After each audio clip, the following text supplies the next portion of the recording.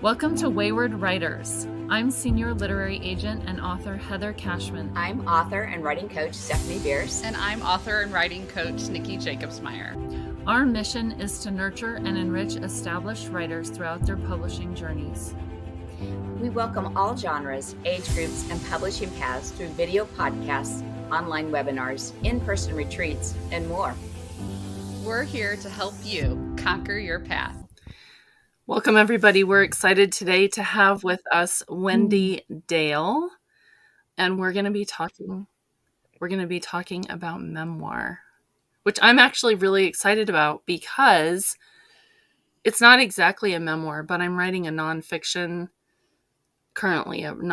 proposal / chapters about my life in an RV. I'm excited for this podcast. Yes. So Nicki, will you tell us all about Wendy? Yes, I would be delighted. Wendy Dale is the author of Avoiding Prison and Other Noble Vacation Goals by Crown. Excellent title. Yes. Okay. She taught memoir writing for Media Bistro for 6 years. She is also the co-writer of the Emmy-nominated TV special, The New Adventures of Mother Goose. Her essays and articles have appeared in Utne Reader, Mental Floss, Public Radio International, and the Writer's Digest website. She currently lives with her husband and 2 bunnies in Cusco, Peru. Welcome, Wendy. Thank you so much. So what initially drew you to writing memoirs, and how did you know it was the right genre and fit for you?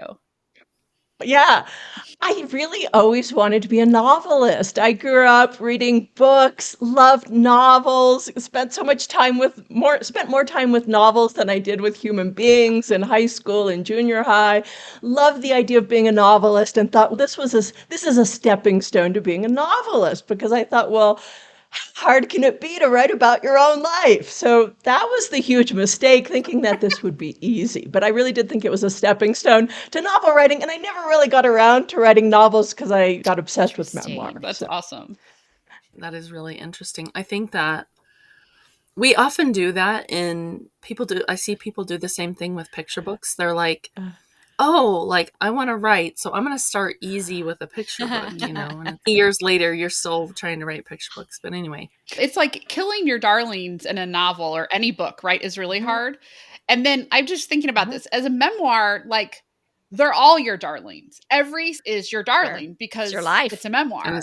And so that takes probably a whole nother emotional, mental scope, which we can talk about later on in the episode, that, just whole different bandwidth. It really is. It is this whole other letting go. When you're writing a novel is hard enough, killing your darlings, as you said, but when it's your life, it feels like you're not being honest. This is one thing I struggle with the people I work with as a coach, as a memoir writing teacher. It is so hard to let go.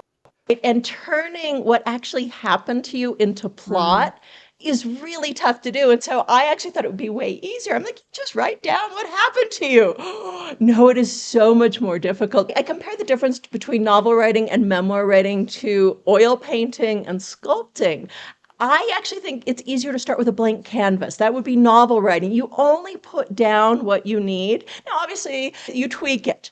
But for the most part, you create what is necessary to create plot. What makes memoir writing so difficult, and what I didn't realize when I started down this path, why it was a huge mistake, a fortuitous mistake, but a mistake nonetheless, I didn't realize that it's so much more difficult to sculpt because you have all of the information and you're scraping away until what is left over is plot. And that is so much harder to do.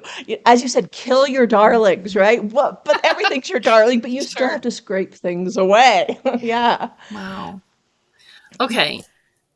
Your memoir, Avoiding Prison and Other Noble Vacation Goals, received critical acclaim. Congratulations for that. Congrats. How did writing it shape your understanding of memoir as a genre?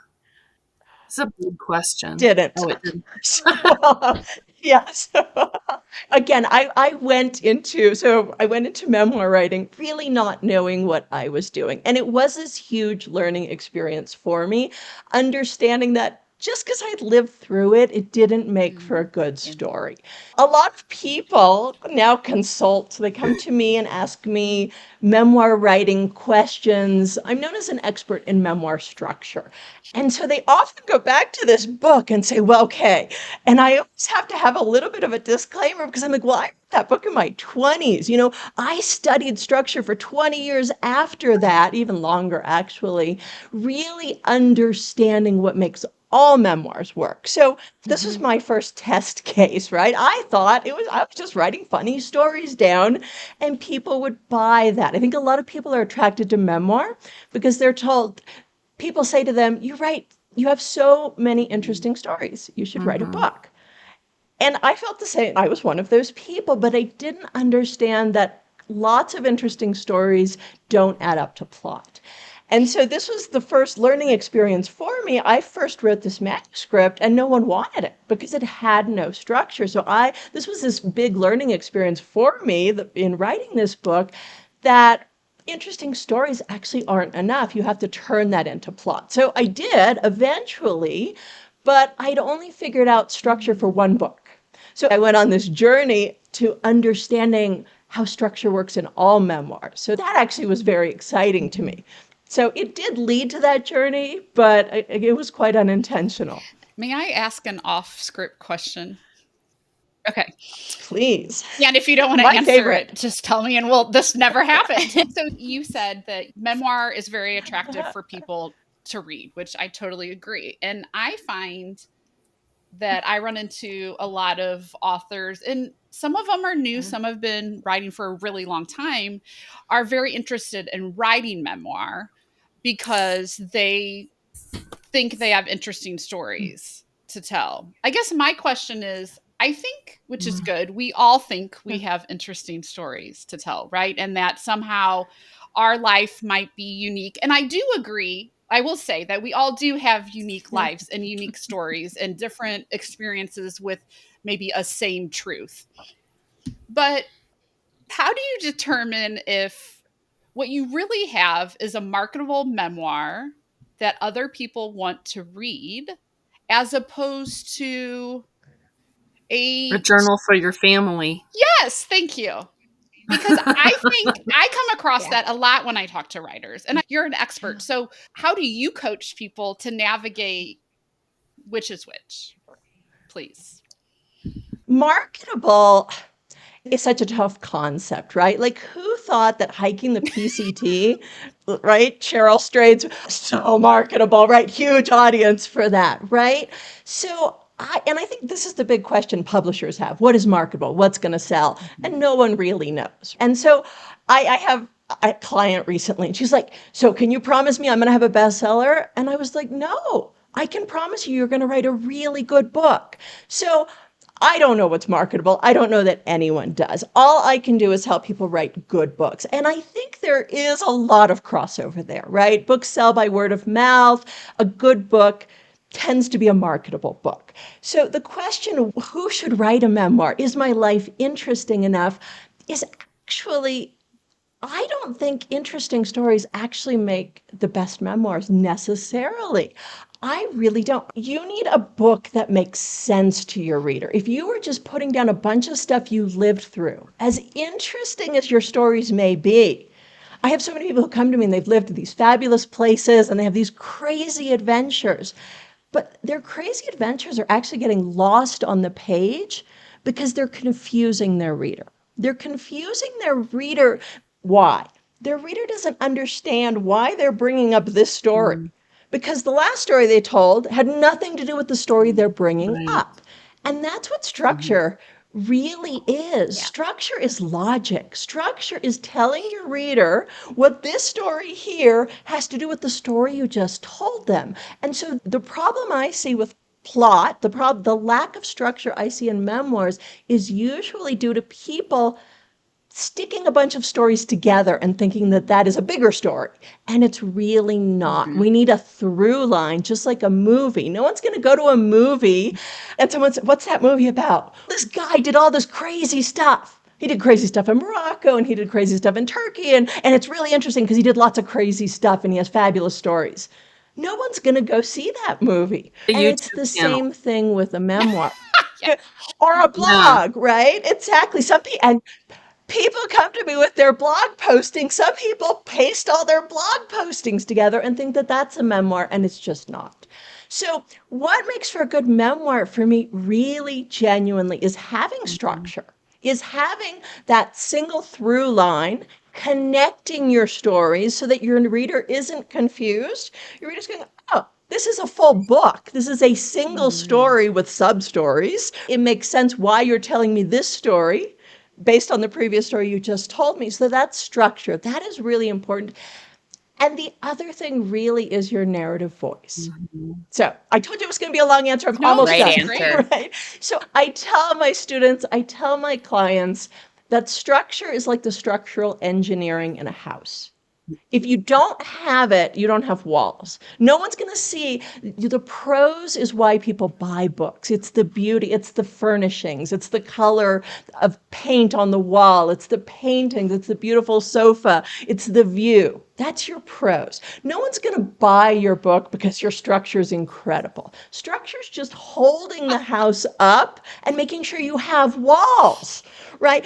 But here's the problem. I have so many people who come to me with beautiful prose, but no one sees it because they have no walls. They have no structure. It's this beautiful prose or these great stories, but they're not connected.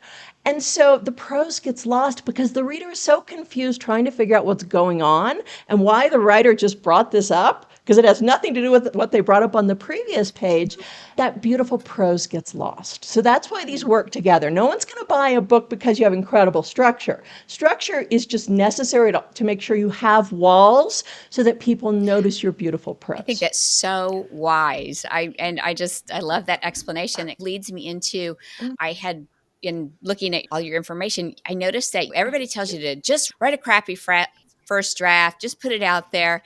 But you say no and write it perfect the first time. And I assume that's because some of this you're setting up the structure before you even start. Is that correct? Can you explain that to us? Yes, absolutely. So when I say make your first draft your final draft, I still believe that you can polish your prose. Absolutely. I do that too. It's not like you have, what pressure, right? We're to in make trouble, perfect Wendy. prose the We're first in trouble, time. all of us now. Oh, I know. No pressure.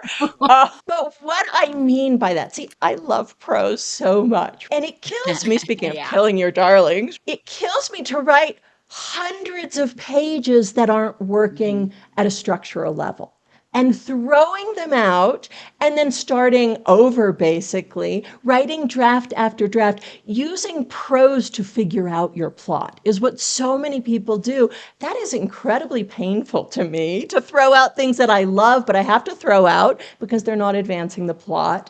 Not to mention it takes years. So what I really believe is that there are underlying principles that all books follow, whether they're novels or memoirs, but it's more relevant to memoir, what I teach, mostly because I've specialized in memoir, but these principles absolutely do apply to novels as well, that if you understand how plot is created in a story, you can save yourself so much time because you're not going down the wrong path. So I really believe that. Personally, I hate outlines. But when I realized that I could save 8 years if I spent 2 weeks outlining a book, if I started to understand what actually created plot, it's 2 weeks of hell that are well invested, right? It really is time well invested. So that's what I mean by not writing draft after draft. And I hate that advice, just write, because it's painful to throw things out. And I also feel like it's a really easy cop-out for a memoir writing teacher or a coach to say to someone.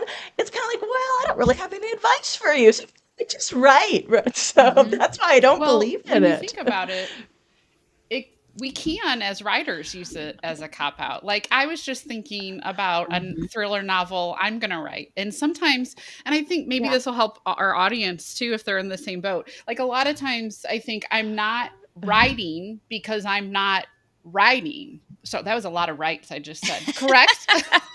But If I'm thinking Right? about if I'm thinking, sitting at my desk or wherever and thinking about, okay, well, I like this scene, but would it move the story? Or how is it reflecting the character arc or something like that? I'm still, quote, writing. Like you're sitting down and you're planning and being intentional is still part of the writing process. And sometimes, at least in my brain, I'm like, well, I'm not getting words on the page. So am I really investing in my project? And in your eyes, which I agree, the answer is yes. You're just investing, like you said, a painful 2 weeks or however long it takes you, as opposed to writing 80 to Yeah. 100,000 words and then being like, that was a nice exercise and my hands cramped or my fingers or whatever. Is that what you're saying? It really is. The other great thing about having an outline is it makes the writing process easier. It's nothing is scarier than sitting down and staring at a blank page. What am I going to write today? What happens next? But with this outline, you know what happens next. And so you're not staring at a blank page. You know what you're going to write. The other nice thing is it allows you to jump around. With memoir, it can be particularly difficult emotionally at times. I don't want to write that scene about that argument I had with my mother, what my mother did to me when I was 8 years old. I'm just not in an emotional place to do that today. So you can put it off until that day when you are ready to face it because you know where it goes that in makes your book. So I really do. That's really valuable. I know Yeah. sometimes, yeah, the word outline, I don't know, kind of makes my stomach. I'm not a pantser, but the word outline, just call it something else, right? Story mapping I or whatever love sounds outlines. lyrical. I like outlines. You do like I love outlines? outlines. No, see, I don't like the word either, but I haven't found a better I'm one. good What with am I going outline. to call it? Yeah, I've heard What do people you just what say story mapping. Like it's not necessarily story like mapping? bulleted. I I don't like know. it. I mean, do what works for you. I like Obviously, maps, yeah. obviously. So No, structure yes. is good. You have to have it in the end. Speaking of mapping, how does your memoir engineering system differ from traditional approaches to memoir writing, and what inspired its development? Well, that's a long It two-part is. question. The memoir engineering system it's the title of my recently released book. And I said it was a happy accident that I set out on this memoir writing journey because it's been many years, a couple decades since my memoir was published. And the memoir engineering system really does feel like my life's work. I didn't mean to set out on this path, but I eventually became a memoir writing teacher. And I started seeing the same problems over and over again. There were only so many errors that people could make, which is really affirming too. It's not that you're the first person in the world to fall into this writing trap. It's sometimes memoir writing can be very counterintuitive. And so I would see people starting to fall into these categories. And so I would see these same errors over and over again. And I would say, well, how do I fix that error? And so every time I saw this category of mistakes that people were making, I realized that there was a principle at play. That if you didn't make this mistake, there's a principle to actually follow. So why don't we start by creating principles that you follow at the outset, and you will never make any memoir writing Yay! errors. Perfection. And I really do feel it took me so I long. need this book. No. Yes, I'm ordering it from my indie right now. Everyone go. Pause and go. And it really happens at the outlining process, right? So, at the basis of this book, what it took me so long to discover, reading thousands of texts, memoir texts, really as a memoir writing teacher. So they were imperfect texts, which was the key, because I tried to decipher memoir reading published memoirs, but it was too hard. You don't see the seams. When things are working, you just don't see how they're pieced together. So as a memoir writing teacher, I got imperfect texts. And after reading thousands of them over the course of more than 15 years, I started to develop, little by little, this was a long process, to develop these principles of what make all the principles that all memoirs abide by. And it really is kind of simple, and it's embarrassing that it took me 15 years, but to delve down to the simplicity, it really is that you have these two components you're working with in novels and in memoirs. But it's really important to understand them in memoir because, again, it's that sculpting away, which is more difficult than only putting on the canvas what is necessary. So we have transitions and scenes. There are two different kinds of writing in every novel and every memoir, and they follow different principles. One of the biggest that distinguishes them is the use of time. So when you are reading a novel, you will feel this. You probably just never noticed it. I didn't notice it until I became a memoir writing teacher. There's this narrator, and either there's no time. So it's the narrator saying, oftentimes I think about these things. I don't know why I'm starting to almost get into a British accent with my narrator. I don't know where that came from. You liked it. So there will be this, like, I often consider, right? There will be sort of, it's not really any time in a particular sense, right? I often ponder these ideas, or there's no sense of time, or else there's this extended period of time. So it's over the next 2 weeks.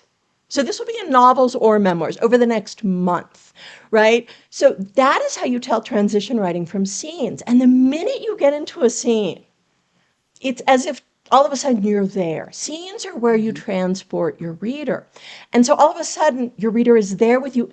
You can't have things happening over an extended period of time. Now you can, that whole summer we'd go swimming every day.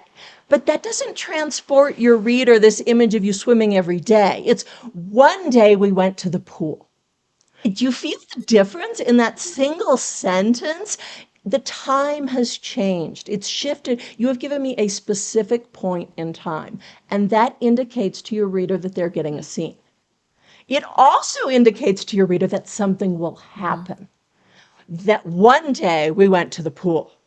Do you feel the difference between every summer we went swimming or every day that summer we went swimming? It doesn't. So you have both of these kinds of writing in a novel or in a memoir, but they create different expectations. And when people don't realize that, they mix them up and it's a big fat mess, right? And so understanding the principles will lead to a good book. So that's what I got really excited about. And it took me a long time to find that simplicity. There are two components to all memoirs and all novels. They're transitions and scenes, and they follow different principles. And if you mix the two up, your book's not going to work. Confused as the reader. And then it does, because you're creating this expectation for a reader, and then you're not giving it to them. So they're constantly frustrated. One day we went to the pool. It was great. And it's like, what happened at the pool? And I see that all the time, right? People so they create this expectation and they don't fulfill it. Very frustrating for a reader. I want to just pause in our discussion about memoir and say that I think this experience you had of reading many, many things that don't work, and that is where you see how to write well, right? That is where you learn how to write well. This is why critique partners are essential to being a good writer. If you are not critiquing other people's work in your genre, in your space, I mean, I agree. We need to read the good stuff too. We read the published stuff. We need to know what it looks like to do it right. But if you're never looking at what it looks like when people are not doing it right, you're never truly going to learn how to master your own writing.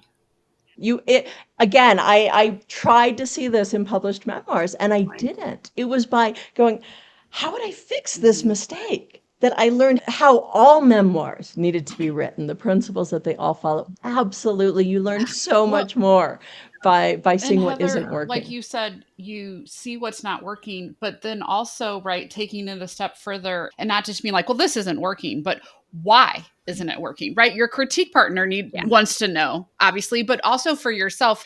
And sometimes it's like, I don't know why this isn't working. And you kind of have to sit with it. And it's such a learning experience. And I love. And sometimes you don't find out how it gets fixed until the author, you've asked the question to the author, like, hey, what if this happened? Or what if this happened? Or this part just isn't working for me. And then they come back with a revision and you're like, oh, I see this with my clients all the time. That was a brilliant fix. And it's something I never would have thought of. Yes. you know? And I totally agree. Like Stephanie and I are critique partners. And that is one of the most fun things that I love is like we see the manuscript for books coming out and like I love reading it again. And it's like it's the same, but it's completely different, because you've seen the growth and you've seen she's a fabulous writer. Her first draft is her final draft. No, But it's not. do you know what I'm saying? That's what's so I'm great. her agent, and I can tell you that's not true. It is so not true. It is not. But I think that's a remarkable point in just a contention to why you need a critique partners, plural, right? Because you start to get definitely. into like an echo chamber if it's just yourself. You don't know what you don't know. Yeah. And I think those years of reading for you, I mean, Wendy, goodness. Oh my gosh. That's a lot of critiquing and a lot of experience to be able to come up with a whole system with it. That's amazing. So what frustrated me in getting feedback was that it was vague. Yes. It would be like, I don't like this. This isn't working. And I didn't want to be that teacher. And at first I was. I'm like, I don't like this. This isn't working, but I don't know why. And it was so wonderful to have eventually thousands of texts to look at because it started to fall into categories. And so it was problem, which led to solution. And that was so incredible to have a concrete answer. Not just, this isn't working, I don't like it. This isn't working, why? This is the trap you've fallen into. It's very common. Don't feel bad about this. I've seen hundreds of other people fall into the same trap. Here's the solution. Right. And that to me was probably the most fulfilling thing about this whole process was having answers. And of course, I was seeking them for myself as well. Right. It's so incredible to have some of those answers. Traps that you do see them fall into? Big one is confusing their memory of what happened with plot. We kind of talked about that already. Another one is describing their life. It's very tempting to fall into this trap. Every summer to use all transition writing. Every summer we would go to the pool. Every summer I would visit my grandmother. She always made my favorite cherry pie. Now, and it goes on and on and on, and we never get a scene. So it's describing their life. It's in general what they would do, but we never get that scene. And without scenes, you don't have plot because that's when something happens. So I see a lot of that. Another problem I see is people, the opposite end of the spectrum is people give me tons of scenes, but they're not related. So it will be, one day grandmother baked a cherry pie. The next day we went to the pool. So we're actually getting scenes of one time grandma bakes a cherry pie and what happens at the pool. But what does a cherry pie have to do with what happened at the pool? Nothing. But you're remembering it that way, so that's why it feels like plot. So we have two different scenes, so I'm living through these events with you, but the reader's going, wait, what does going to the pool have to do with baking a cherry pie with your grandmother? And that is where structure comes in. That's why structure helps your reader from being confused. It connects the swimming pool with your grandmother's cherry pie. And if you can do that, you've created plot. Otherwise, we're exhausted as a reader. You're not exhausted. You're just like, and I cannot quit reading. You throw the... Sounds like you've helped hundreds of people writing memoirs. Can you tell us about maybe a real world success story where you've had one of your clients have a book published? Sure. I'm really excited, probably because she's become such a dear friend of mine. It's hard to work with memoir clients and have them tell you so much about their life and read about their life on the page without becoming close to them. So Pam has become a dear friend of mine. Her name is Pamela Wick, and her book is coming out in April. It's called Honestly, She Doesn't Live Here Anymore. Now, you have great titles. Wait, can we come out titles? Your titles are really good. I didn't come up with this title. Pam did. Now, actually, Pam has one of those books, like big story, right? But that's not why I love it. So I have other examples of memoirs clients I've worked with, and their stories are very small, and they're just as good. So I will tell you about Pam's book. Pam came to me a few years ago with a manuscript that she'd been working on for years. I think at least 5 years. Pam had been a screenwriter. She was having a hard time figuring out what wasn't working with her book. And I could see that couldn't tell what was good writing and what wasn't working, right? So it wasn't very emotionally affecting. It wasn't very sincere. She also had structural problems, right? So she was writing this really interesting story about moving to Washington, D.C. and trying to make it there. She comes from this very prestigious family. So her father was Ronald Reagan's best friend. So she has photos. She's shown them to me. A couple of them are in her book. Ronald Reagan would dress as Santa Claus every Christmas and spend Christmas with her family. So very connected family. So I told you this is kind of a big story. It wasn't working. So this is an example of someone probably said, you have this fascinating life, you should write a book.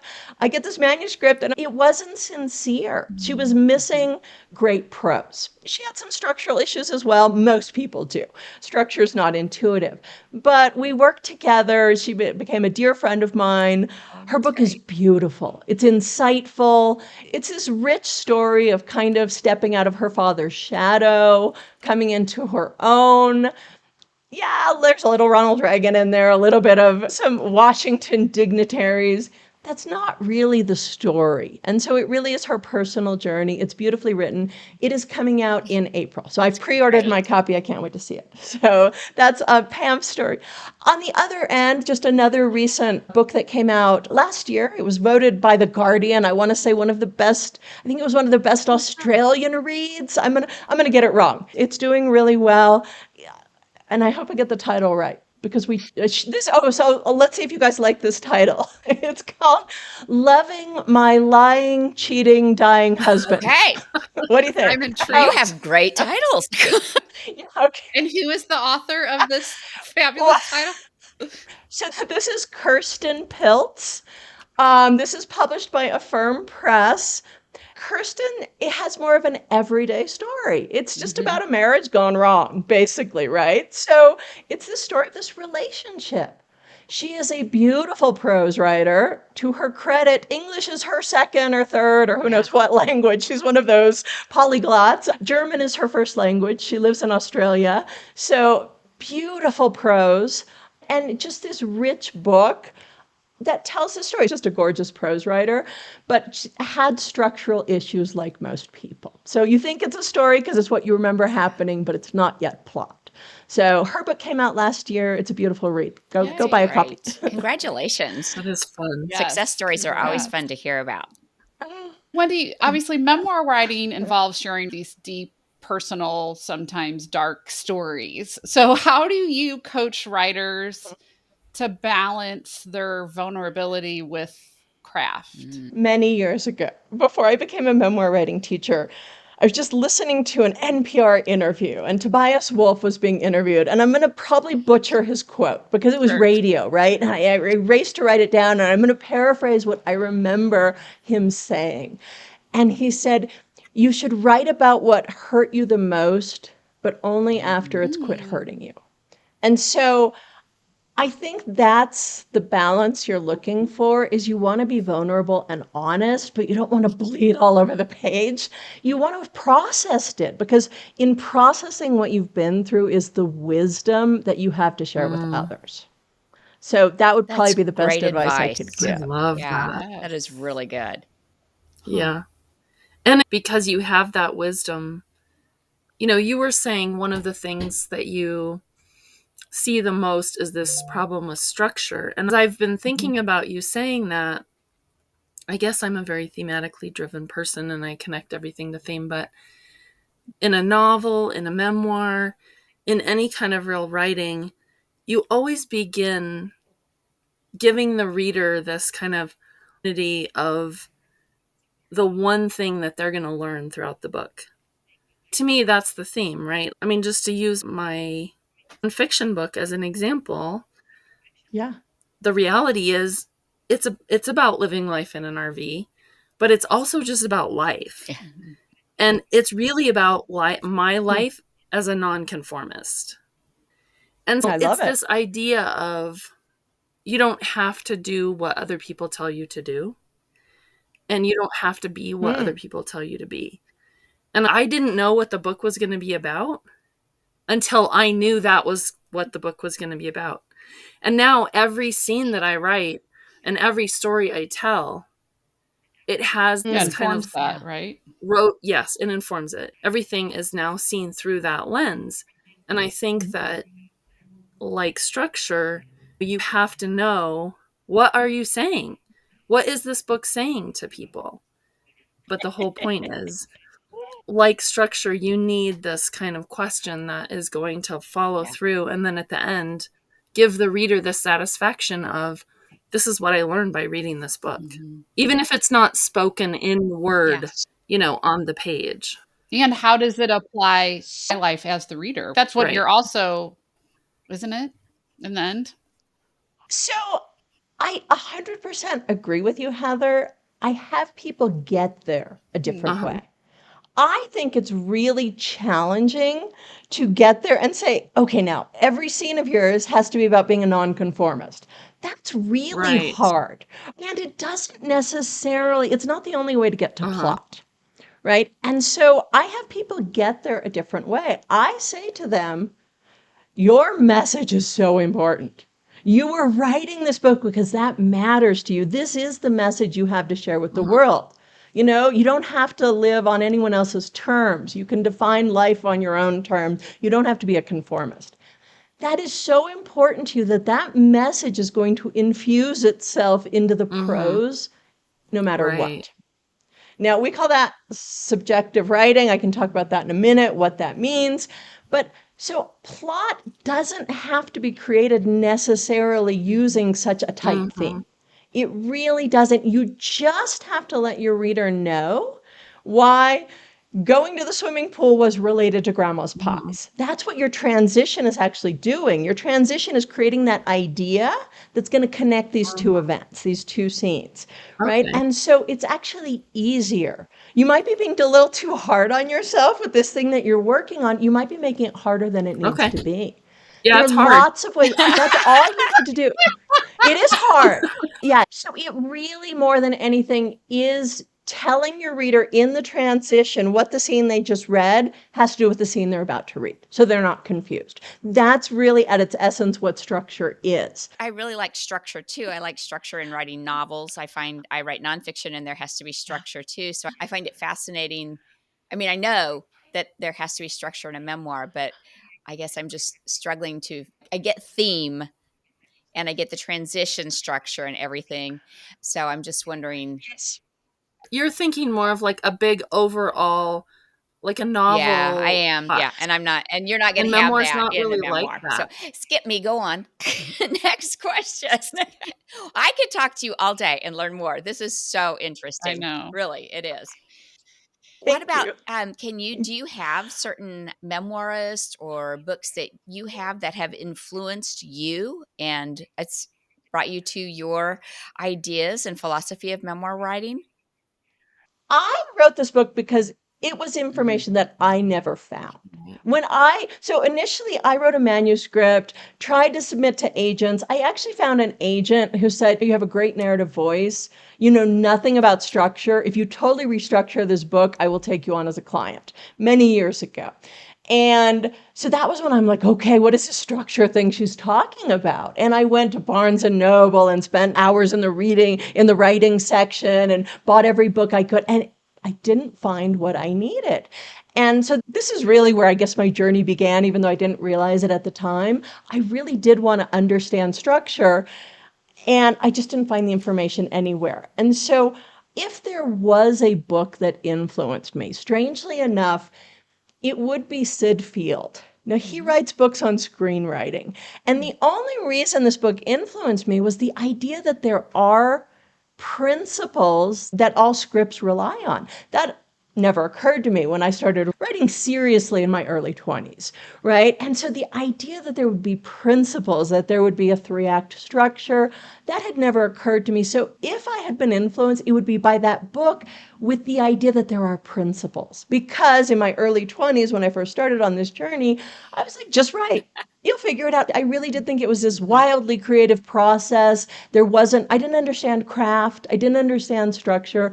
So coming across that book in my early 20s, Sid Field's probably screenplay, which has been around forever. I think it was published in the 70s, but I didn't come across it till I was in my early 20s. The idea that well, in his case, screenplays, but books would actually have a structure like that. Now, when I talk about structure, I'm not talking about 3-act structure. I'm talking about something a little bit different, right? So I don't want to confuse the two. People sometimes think when I say structure, it's like 3 acts, climax, rising action. Yeah, but I'm talking about something very different. I really am talking about chapter structure, blah, blah, blah. But it would probably be the idea that Sid Field gave me that there are principles to follow, that it isn't just right. He probably put that idea in my head. I don't think he said that, but somehow it was in there. So the interesting thing, though, is that I think that 3-act structure is so much a part of every book we've ever read, because it's been around since Aristotle. And what I found interesting was it wasn't a huge part of what I taught was 3-act structure. It really wasn't. What I realized that without meaning to, I would see outlines that had this 3-act structure. And I would find that fascinating. So I don't spend a lot of time on it because it almost happens organically. Wendy, if you could give one piece of advice to someone considering writing a memoir, what would it be? Besides buy your book, which I think that might be the first thing that we need to For say, sure. which will That's be in our the first show piece of notes. advice. So yeah. Yes, for sure. I'm going to contradict what a lot of writing advice that is out there. And writing advice that people get that I think is wrong is to give your reader a visual experience. I don't think that's true. I think you want to give your reader an emotional experience. And so much of the writing advice I see out there, you're describing everything happening, but that is not really your goal. So I teach writers about subjective writing. Subjective writing is your narrative voice. It's what makes your prose unique. I call it putting us inside your narrator's head, right? And so if I would say disregard the advice that you're trying to give your reader a visual experience, you're trying to give them an emotional experience. And that really starts with subjective writing, with putting us inside your head. That's how to write a book that people love. It's great That is advice beautiful. for any writing, I feel like. Yeah. Wouldn't you agree? Not just Absolutely. memoir. Absolutely. A subjective, now, genre fiction, like super genre fiction, tends to be a lot more of a visual experience. It is. And I don't do that. I tell people that memoir and literary fiction have a lot more in common, because we're not going to have these twists and turns in the plot. It really is based on your reader's emotional experience. So if you are writing genre fiction, I'm probably not your expert, right? But literary fiction and memoir have a lot in common. That's absolutely, you want to give your reader this emotional experience, and that really is this subjective writing. I have a YouTube channel and I do videos. Sometimes I highlight all the subjective writing in literary novels and talk about how important it is. Sometimes they get really nerdy, like what is the percentage of subjective to Yes. objective writing? We like Just nerdy for over fun. here at Wayward Right? Writers. Yeah. Absolutely. Oh, good. So many nuggets of wisdom, Wendy. Thank you. We Absolutely. will, listeners, our community, we love you. It will be in the show notes. Don't panic. We're going to need them too. Yes. The YouTube channel, all the things. So, Wendy, thank you so much for your time and sharing your experience and your journey with Yes. us. We appreciate We've you. loved it. Thank you. Real pleasure. Thank you for having me. Thank you for joining us on this episode of Wayward Writers. Let's connect. Find us at waywardwriters.com, X, Instagram, YouTube, and Facebook. See you next time. Conquer your path.